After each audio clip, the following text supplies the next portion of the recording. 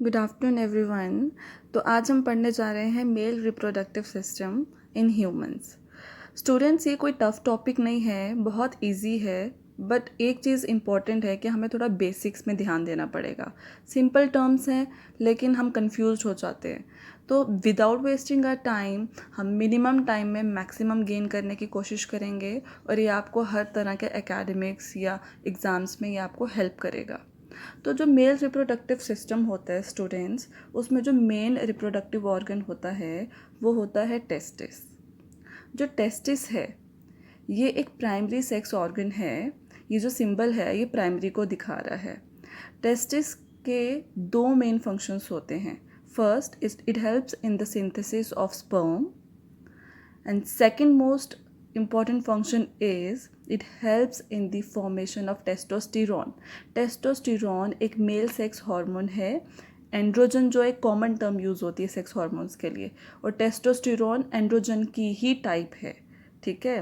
और टेस्टोस्टेरॉन जो होता है वो मैक्सिमम कॉन्सेंट्रेशन में रिलीज़ होता है, इसलिए हम इसी पे ही फोकस कर रहे हैं। इसके बाद आता है सेकेंडरी रिप्रोडक्टिव स्ट्रक्चर्स, जो इंक्लूड करता है एसेसरी डक्ट्स। एसेसरी डक्ट्स में आ जाएगा हमारा रिटेटेस्टिस, एपिडिडाइमिस और वास डिफरेंशिया। इंपॉर्टेंट रिप्रोडक्टिव स्ट्रक्चर है एसेसरी ग्लैंड्स। इंक्लूड करता है seminal vesicle, prostate gland and bulbourethral gland. And fourth most important is male genitalia, which includes penis, scrotum and urethra. अब हम देखेंगे sagittal view of male reproductive system in humans. तो ये सब reproductive structures हैं जो ह्यूमन रिप्रोडक्टिव सिस्टम में होते हैं। स्टूडेंट्स, ये है प्राइमरी सेक्स ऑर्गन टेस्टिस, जहाँ पर स्पर्म सिंथेसिस एक्चुअली होती है, and it is present inside the sac like structure जिसे हम कह रहे हैं स्क्रोटम। और scrotum it is a part of male genitalia. और ये जो स्ट्रक्चर है it is again also part of male genitalia जिसे हम कह रहे हैं penis. Serves to transmit sperm into the vagina of female during sexual intercourse. And ये duct-like structure है urethra that conveys urine and seminal fluid to outside of the body. ये जो testis की आउटर वॉल है ये further infold होती है और एक स्ट्रक्चर बनाती है जिसे हम कह रहे हैं epididymis. And epididymis further highly coil structure बना रही है जिसे हम कह रहे हैं सेमिनिफेरस ट्यूब्यूल। सेमिनिफेरस ट्यूब्यूल ही वो साइट है जहाँ पर स्पर्म सिंथेसिस हो रही है। एक्चुअली वो प्रोसेस सेमिनिफेरस ट्यूब्यूल में होती है, जो फर्दर नैरो अप होती है एक डक लाइक स्ट्रक्चर में जिसे हम कह रहे हैं वास डिफरेंशिया। वास डिफरेंशिया में क्या होता है कि जो स्पर्म बन जाता है वो फाइनली इस डक्ट के थ्रू पास होते होते जाता है और वो आगे तक फॉलो अप करता है। ये जो डक्ट है ये फर्दर क्लब अप करती है इजैकुलेटरी डक्ट के साथ। ठीक है। और यहाँ पे कुछ इंपॉर्टेंट एसेसरी ग्लैंड्स प्रेजेंट होते हैं। पहला है seminal vesicle, second is bulbourethral gland, and third most important is prostate gland. ये जो ग्लैंड्स होते हैं ये बहुत इंपॉर्टेंट होते हैं क्योंकि ये कुछ एल्कलाइन सिक्रीशन से रिलीज़ करते हैं जो इंपॉर्टेंट होता है स्पर्म की मोटिलिटी के लिए, स्पर्मेटोजेनेसिस के लिए, उसकी पूरी प्रोसेस के लिए। They are most important. जो सिक्रीशंस होती हैं basically they are alkaline in nature, जो क्या करती है, न्यूट्रलाइज करती है acidic pH of vagina. Okay. अब क्या होता है, ये जो सेमाइनल वेसिकल है ना, ये अपनी सिक्रीशंस रिलीज़ करता है इस इजैकुलेटरी डक्ट में, और जो स्पर्म होता है इस जो सिक्रीशन के साथ मिक्सअप होता है और फर्दर इजैकुलेटरी डक्ट है ये क्लब अप करती है वासा डिफरेंशिया के साथ, जिसमें सीमेन, और सीमेन मतलब स्पर्म प्लस ये सारी सिक्रीशंस होती हैं, ये पास करती है into this duct like structure. ठीक है। जिसे हम कह रहे हैं urethra, through which sperm is finally ejaculated out. ठीक है। अब ये जो स्ट्रक्चर है, ठीक है, अब यहाँ पे हम पोजीशन की बात कर रहे हैं कि जो स्क्रॉटल स्ट्रक्चर है वो पेनिस के मतलब मेल जेनाइटेलियल स्ट्रक्चर के पोस्टीरियरली पोजीशन में प्रेजेंट है। कहने का मतलब है कि जो पेनिस है it is present anterior to scrotal. Okay. और जो पेनिस है वो फाइनली मतलब एक पॉइंट पे जाके हो रहा है जिसे हम कह रहे हैं prepuce, which is part of glans penis, मैंने पहले भी बताया था। ऑल्सो ये जो स्क्रॉटल स्ट्रक्चर है, ठीक है, मैं फिर से बता रही हूँ, वो पेनिस जो मेल एक्सटर्नल जेनाइटेलियल स्ट्रक्चर है उसके पोस्टीरियरली प्रेजेंट है। ठीक है। ये था अभी तक जितना भी मैंने अभी आपको बताया कि ओवरऑल जितने भी हर एक स्ट्रक्चर अच्छे से मैंने आपको समझाया कि स्पर्म का पाथवे कैसा है, कौन से ऑर्गन का क्या रोल है। And this material is more than sufficient. अगर आप किसी भी एग्ज़ाम की प्रिपरेशन कर रहे हो, कम टाइम है आपके पास, तो ये आपको बहुत हेल्प करेगा। ये फिगर प्लस जितने भी मैंने आपको बातें बताई हैं आप अपनी लैंग्वेज में उसको नोट डाउन करो, ठीक है। तो this was the overall structure of male reproductive system, जिसमें प्राइमरी और सेकेंडरी स्ट्रक्चर्स की हमने बात करी। अब हम पढ़ेंगे स्ट्रक्चर ऑफ टेस्टिस, और ये बहुत इंपॉर्टेंट है। अभी तक हमने जितने भी स्ट्रक्चर्स पढ़े, अब जब हम इसे डिटेल में पढ़ेंगे तो आपको समझ आएगा कि हम बात क्या कर रहे थे। तो टेस्टिस का जो स्ट्रक्चर होता है वो इन्वॉल्व करता है एक आउटर लेयर जिसे हम कहते हैं ट्यूनिका एल्ब्यूजिनिया। ये जो आउटर कवरिंग होती है ये फर्दर इनफोल्डिंग करना स्टार्ट कर देती है और एक कंपार्टमेंट लाइक स्ट्रक्चर बनाती है जिसे हम कहते हैं टेस्टिकुलर लोब्यूल्स। ये जो कंपार्टमेंट लाइक स्ट्रक्चर्स होते हैं इनके अंदर बहुत फाइन कॉइल स्ट्रक्चर्स बनना स्टार्ट हो जाते हैं जिसे हम कह रहे हैं सेमिनिफेरस ट्यूब्यूल्स। ये जो सेमिनिफेरस ट्यूब्यूल हैं ये बहुत इंपॉर्टेंट होते हैं for the formation of sperm. These are the sites where spermatogenesis takes place. Spermatogenesis is a process where sperms are formed. अब ये जो टेस्टिकुलर लोब्यूल्स हैं और जो सेमिनिफेरस ट्यूब्यूल्स हैं ये फर्दर नैरो अप होती हैं और एक डक लाइक स्ट्रक्चर बनाती हैं, एक कॉमन पॉइंट पे आके मिलती हैं ये, और एक फॉर्म करती हैं एक स्ट्रक्चर जिसे हम कहते हैं रिटे टेस्टिस। रिटे टेस्टिस क्या करता है, फर्दर एक डिफ्रेंशिएट करता है, एक डक्ट में एक मेसी सा स्ट्रक्चर बनाता है जिसे हम कहते हैं एपिडिडाइमिस। इसे बहुत ध्यान से समझना, ये डिफ़िकल्ट नहीं है, बहुत इजी है, पर आपको टर्म्स को देखकर और समझते हुए चलना है। तो ये एक स्ट्रक्चर बनाता है एपिडिडाइमिस। एपिडिडाइमिस जो होती है फाइनली एक फाइन डक्ट बनाती है जिसे हम कह रहे हैं वासा डिफरेंशिया। अब आप इसे फिर से हम देखते हैं। ये जो हमने आउटर मोस्ट कवरिंग बताई इसे हमने क्या नाम दिया था, ट्यूनिका एल्ब्यूजिनिया।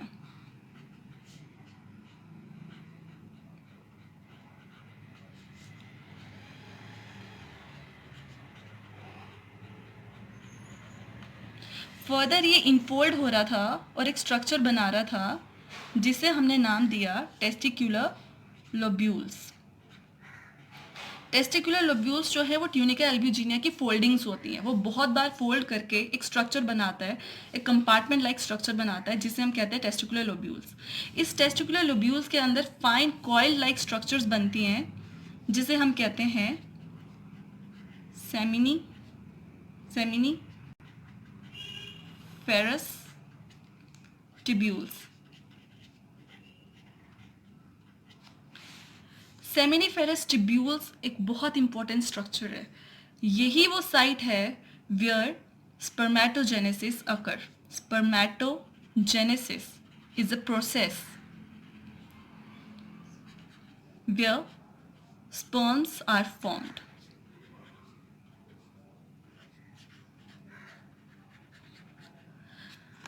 ये जो कॉइल लाइक स्ट्रक्चर्स होते हैं ये फर्दर नैरो अप होती है एक डक्ट लाइक स्ट्रक्चर में जिसे हमने नाम दिया था रिटे टेस्टिस। रिटे टेस्टिस जो होता है फर्दर एक स्ट्रक्चर में डिफ्रेंशिएट करता है जिसे हमने नाम दिया था एपिडिडाइमिस।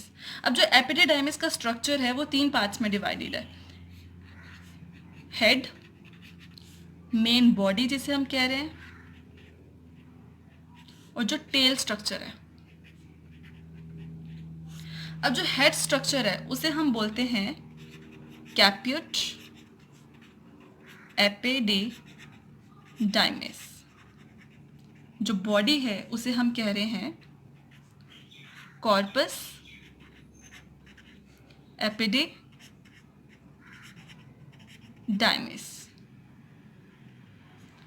और जो टेल पार्ट है उसे हम कह रहे हैं कॉर्डा एपिडिडाइमिस। और जो ये पूरा स्ट्रक्चर है इसे हम कह रहे हैं, ये पूरा स्ट्रक्चर जो है ये एपिडिडाइमिस का है। फर्दर ये डिफ्रेंशिएट करता है एक fine duct like structure which is called Vasa differentia.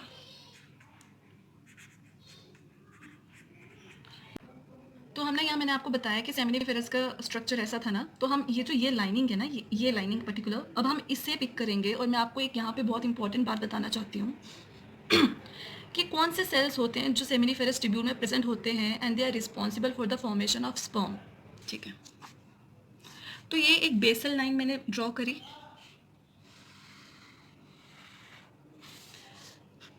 इसे मैं कह रही हूँ बेसल लैमिना लाइन। ये जो बेसल लैमिना लाइन है, ये वही सेमिनिफेरस ट्यूब्यूल की जो मैंने एक लाइन उठाई थी ना, मतलब आप इसको एपिथेलियम सेल्स भी कह सकते हो, वो एक ही बात है। तो ये एक सेमिनिफेरस ट्यूब्यूल की एक पर्टिकुलर जो मैंने, जिसे हम एक बेसिक बना के हम समझेंगे। तो इसके ये जो लेयर में ना जो सेल्स होते हैं,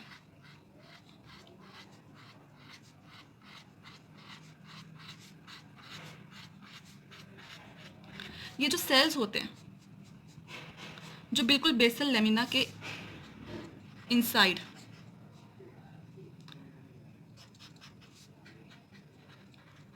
द बेसल लैमिना जो सेल्स प्रेजेंट होते हैं, उन्हें हम कहते हैं स्पर्मेटोजेनिक सेल्स।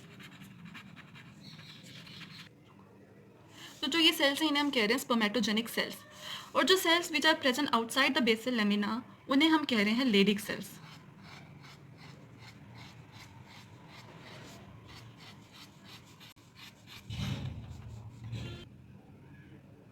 तो ये जो cells which are present outside the basal lamina line, we are saying they are Leydig cells और इंटरस्टिशियल सेल्स। अब एक और तरह के सेल्स होते हैं जो स्पर्मेटोजेनिक सेल्स के जस्ट ऊपर प्रेजेंट होते हैं, एंड दे आर कॉल्ड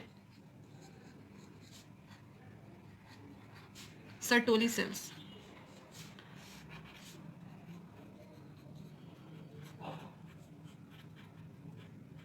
तो स्टूडेंट्स, हमने ये पढ़ा कि ये जो सेमिनिफेरस ट्यूब्यूल की ये एक लाइन हमने कंसीडर की, जिसे हमने बोला बेसल लैमिना, जो सेल्स उसके बाहर प्रेजेंट हैं, we are saying they are Leydig cells. The cells which are just present inside that line, मुझे उन्हें कह रहे हैं स्पर्मेटोजेनिक सेल्स और स्पर्मेटोगोनिया। स्पर्मेटोगोनिया के बाद एक और तरह के सेल्स प्रेजेंट होते हैं जिन्हें हम कह रहे हैं सर्टोरी सेल्स, और they are also called as supporting cells. ये जो 3 सेल्स हैं, they are very much important for the process of spermatogenesis.